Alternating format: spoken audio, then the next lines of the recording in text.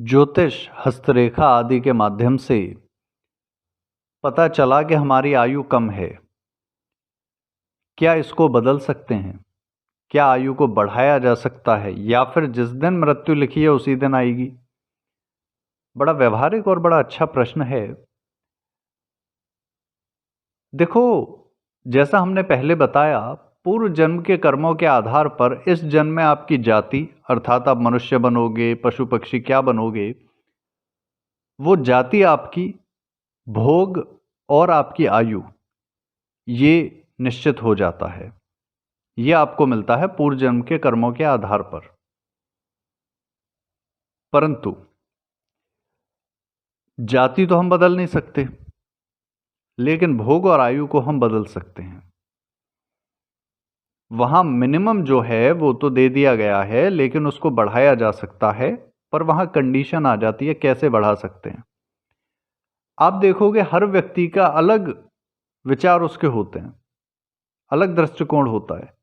एक व्यक्ति है जिसे बड़ा आवश्यक लगता है कि सुबह उठो, व्यायाम करो, यज्ञ आदि करो, भोजन सात्विक लो, समय पर सो, समय पर उठो। एक उसका वो नेचर है। दूसरा है बिल्कुल आलसी, उसे फर्क ही नहीं पड़ता दुनिया कहाँ जा रही है, क्या हो रहा है, वो अपनी धुन में मस्त है। तो हर व्यक्ति जो है उसका एक अलग सोच है, और वो बचपन से उसकी होती है। वो जन्म से उसके संस्कार होते हैं पूर्व जन्म के। वो जो संस्कार हैं वो निश्चित करते हैं आपकी आयु कितनी होगी। पूर्व जन्म के जो संस्कार हैं वो कहीं ना कहीं इस जन्म में आपको प्रभावित करते हैं, आपका आचरण, आपका व्यवहार को प्रभावित करते हैं, जिससे आप मृत्यु के समीप या उससे दूर जाते हो। तो इसमें कुछ उपाय हैं जिनके माध्यम से आप इसे बदल सकते हो। सबसे पहला है पूर्व जन्म के संस्कारों को बदलकर। माता पिता ने जो संस्कार आपको दिए हैं वे चाहते निश्चित तौर पर बदल सकते थे। तो यदि आप गर्भवती हैं या छोटा बालक है आपका, तो आप उसके संस्कारों को बदलने पर जोर दें, जिससे आप उस बालक की आयु को बढ़ा सकते हो। दूसरा, आप यदि बड़े हो तो स्वयं भी प्रतिदिन 28 मिनट की ध्यान विधि हम बताते हैं सभी को, उसे करके आप अपने संस्कारों को बदल सकते हो पूर्व जन्म के, और उन संस्कारों को बदलकर आप अपनी आयु को बढ़ा सकते हो। अच्छा जीवन साथी यदि आपको मिल जाए तो वह निश्चित तौर पर आपकी आयु को घटा या बढ़ा सकता है। अच्छा मिल गया तो बढ़ा देगा, बुरा मिल गया तो घटा देगा। होता है ऐसा? कैसे होता है? व्यवहारिक रूप में बताता हूं। पत्नी ऐसी है कि घर में घुसे और तभी उसने गाली गलौज शुरू कर दी, टोंट मारने शुरू कर दिए, आप पर शक कर रही है 24 घंटे, पूरे दिन प्राण पीती रहती है। क्या होगा? स्ट्रेस बढ़ेगा, स्ट्रेस से ब्रेन की जो सेल हैं डैमेज होंगी, डेथ जल्दी हो जाएगी। व्यवहारिक है, प्रैक्टिकल है। पति ऐसा है, लड़ाकू है, शक्की है, आपको बात बात पर टॉर्चर करता रहता है मेंटली या फिजिकली। होगा क्या? कुछ समय में बॉडी डैमेज हो जाएगी, डेथ जल्दी होगी। वहीं अच्छा जीवन साथी मिल जाए तो देखो, संबंध का जो आधार है, हमारे वैदिक संस्कृति में विवाह का आधार दो ही हैं। पहला है विश्वास एक दूसरे पर, और दूसरा एक दूसरे की समझ। एक दूसरे को जब तक आप समझते नहीं हो, जब तक अंडरस्टैंडिंग आपस में नहीं है, तब तक वो वैवाहिक संबंध कहला ही नहीं सकता। मेरे हिसाब से तो वो टाइम पास है। क्यों रह रहे हो साथ में भाई, जब एक दूसरे को समझते नहीं, विश्वास एक दूसरे पे नहीं है, तो साथ ही क्यों रह रहे हो? समय की बर्बादी है ना। संबंध तब आप स्थापित करो जब विश्वास हो और अंडरस्टैंडिंग हो, समझ हो।